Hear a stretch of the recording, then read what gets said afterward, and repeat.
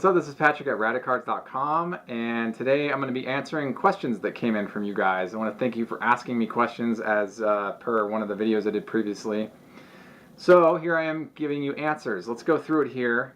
Sean Fitz asks, do you think vintage is overpriced these days? Well, it depends, Sean, on asking price, right? So the perceived market value is whatever you put the price on the product, but it doesn't mean it's going to sell at that price.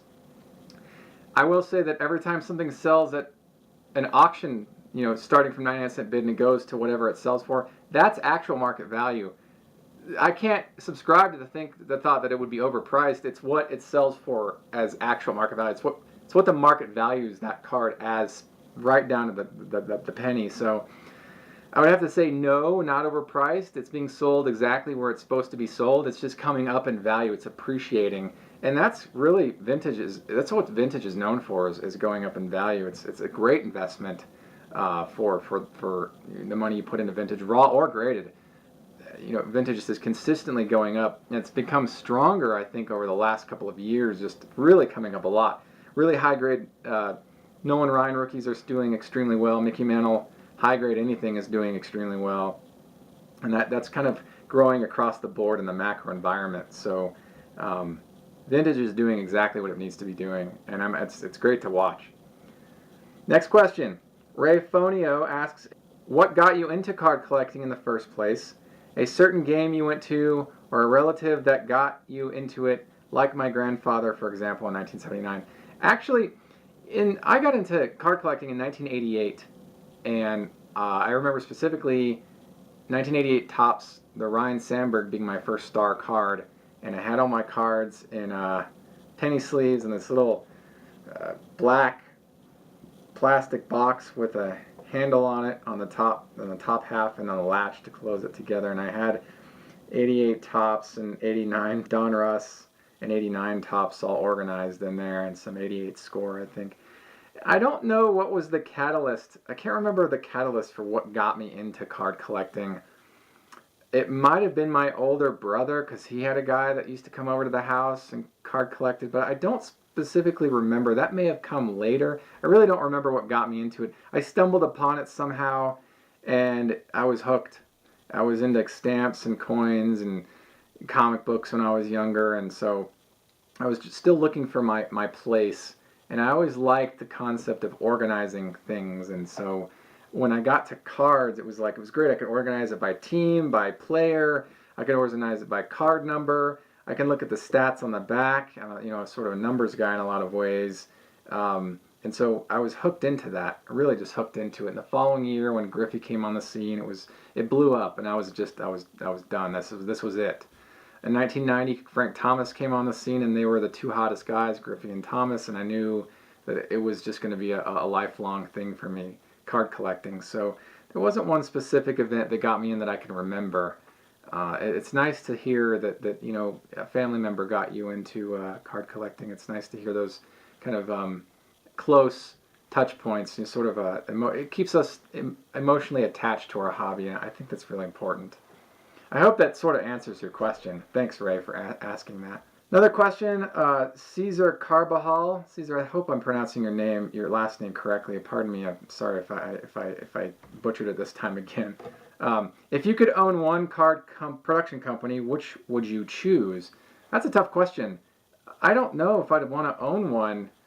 I think if I started, I wouldn't mind starting my own card production company and trying some different methods and marketing strategies and playing around in the grading side of things, authentication, just kind of like putting my hands in a bunch of different things to learn about the different processes. But I don't think I'd want to own any of the current ones. I think they're fine as they are. I think if I worked for Topps, I would try to improve the buyback segment of their business to make it more enticing to customers and improve that in some capacity. But I don't think I'd ever want to own one of the ones that are currently owned presently. Matt asks, what's your favorite baseball team? Matt, I actually don't have a favorite baseball team. I like all the teams. I just like the sport of baseball. I think it's great. It's fun. It keeps me young. It reminds me of when I was younger. I admire those people that do follow specific teams, and I think it's great to have. something to follow and just kind of watch over and see how they do year to year out. So I don't actually have a favorite baseball team. Ben asks, one of my desires for the modern card industry is to bring back new installments of Ultra and Metal Universe. In my opinion, these brands contain the best inserts ever released. Do you think there is any chance this may happen? If so, do you think it would survive in today's market, given that ideally the hits would be composed of traditional insert cards as opposed to relics and autos? Ben, I've actually thought about this myself a couple of different times over the course of many years. Can we go back to a time when elusive 90s inserts will become popular again? Can we go back to a time when people are going to buy boxes not because they're guaranteed a relic card or an autograph that they're just going to try to churn and get, make a dollar on anyway? Can we go back to a time when design is the central focus and not whether or not we can put sticker autos and chunks of jerseys in the card? I don't know, actually, the answer to that. I don't know if extremely difficult odds are going to drive product sales in today's market. You got to remember, today's market's made up mostly of adults, I would say. Can't say that with any degree of certainty until I've actually analyzed numbers, but when we were younger, it was more open to the younger generation, the younger audience, the preteens and the early teens and things like that, those blocks, those age segments.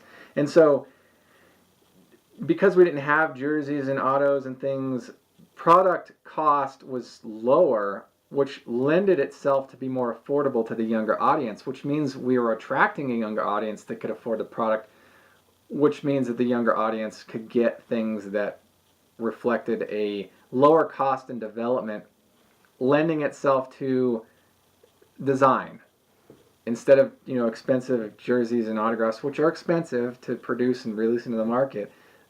Design was the central focus back then, but because things where we are now with cost being so high, Topps Transcendent is $22,000 to $26,000 a box. That's a lot. It's a big product. Single packs can be had anywhere from $299 and up, and so because the market is older now, and we expect to get autos and relic cards, and we expect to get a return. I'm not sure if that time can reoccur. I'm not convinced that it would happen, and I honestly don't think it would be in our best interest to go back to that time, because part of the allure of memories from those years are that those years existed at some point in the past. If it were to occur again, would we be as into it? Because we're seeing a lot of like retro designs coming out now, and they're great, but they're not the original releases. Essential Credentials, the Precious Metal Gems, those have been released since 2012 again, and they're great, but they're not the originals, and so they don't have the same esteem as the original cards. I liked that it happened, and that's the time that I love collecting, that block of years, the 90s. And I've thought whether or not we can have it again, but I honestly don't think I'd want it in the market again myself. And I hope that answers your question. It's more of my opinion as opposed to like fact, because I can't really give fact there. I don't know what's going to happen. But as far as chance, I think it would be hard to have that as hits. Are people going to be as excited about getting a refractor parallel? I think a lot of us are desensitized now with refractors because there's so many different rainbows out there now, and we love them, but when we get one, it's not a hit, so we expect something more grandiose. We're kind of a product of the more the better. Like, what more can you give me that's even better than the last? We've just grown up beyond that. I'm like you though, Ben. I miss those years, and I truly miss the Precious Metal Gems and the Ultra inserts. I think they were some of the, like you said, some of the greatest cards to come out of the market. So good stuff, Ben. Thanks for the question. Brian Hayes of Lingua Sports Cards asks, one of the things that I admire about Radicards is how positive you are about card collecting, especially cards from the 1990s. But it does make me curious, do you own any 1990s inserts of Frank Thomas that you don't like? Or more generally speaking, are there any 1990s insert sets you find overrated? Well, first of all, thank you, Brian, for saying those things. I really appreciate that. Overrated. Well, that's an interesting word, and the reason why I say that is because there are inserts from the '90s that for their print run hold insane resale values, but they're like say 25. Like perfect example is 1998 Donruss Crusade Red, the red parallel number to 25. For some reason, that card fetches thousands depending on the player. There's 25 of them. It's incredible to me. Another one is the 1996 Select Certified Mirror Golds number to 30. There's 30 copies of each card, and yet those cards again thousands of dollars per card. It's just I don't think the card itself is overrated because those are some of my favorite insert sets of all time, parallel sets. But I think that the resale, the actual market value is overrated, but it's not by definition overrated because it's actual market value. I just find it surprising that a card with a print run of 30 sells for thousands, whereas a card number 1 of 1 you could get for like $70. And so it's amazing to think about that stuff. As far as inserts of Thomas that I don't like, I think that some of the bleachers cards with the gold medal on the cardboard, I think those are kind of kitschy. I get them just to check them off the box, but they're not the most pleasant things to look at. I hope that answers your question. Thank you for asking it, Brian. I appreciate that, buddy. Eric Lee asks, what does your collection look like? Organization, storage, actual cards? It's time to let the rabbit out of the hat. Eric, I've given this a lot of thought, and I'm not yet ready to let that rabbit out of the hat. The rabbit's going to stay there, I think, a little bit longer. If or when I decide to showcase those things, it'll be marketed through Radicards. Thank you, Eric, for asking, though. I appreciate that. Nathan Marliu, I hope I pronounced your last name correctly, Nathan. I'm sorry if I didn't. Your favorite card collecting moment for any card, acquisition, the chase, or just sheer enjoyment. Which card and what situation? Expand on your journey and list any competition or challenges or help you receive. My favorite card collecting moment. I don't know if I have a favorite. Favorite's a strong word. It's an absolute. I think there are some that stand out. When I got my no-name BGS 85, I bought from a fellow Thomas collector, friend of mine, and he worked with me on the price and a payment plan that worked for me and him, and so I was able to, over the course of 7 months, finance this purchase, and I remember getting closer and closer to the date, and when I finally got the mail, I literally just stared at it for like a minute and a half with a smile on my face. I even have footage of me, because I recorded this, I have footage of me staring at this thing for so long and just being like in awe that I finally have this elusive, notorious error card from 1990, the end-all Frank Thomas rookie card, and that was a big moment for me. That was a big milestone, because even to this day, that's the only one I've ever seen in person is the one I own. I have seen a fake in person, and I tried to buy it knowing that the seller knew it was a fake, but he didn't want to sell it to me. That's kind of another side story. It's kind of funny that the guy who was like, it's a fake. I was like, can I buy it? He's like, no. Like, dang it, I want to buy it because I want to have it something to blog about, but whatever. Getting my original no-name was just a huge milestone in my collection, and that one stands out. Other ones, 1996 Pinnacle, the Cal Ripken end cap card, the 2-1-3-1. When I got that at a show in 96, I was really excited to get that, and I remember being like, this is a really cool card, and I still, to this day, it's one of my favorites. I love that card. I think it's fantastic. Completely underrated. That's an underrated card, right? That one sticks out to me.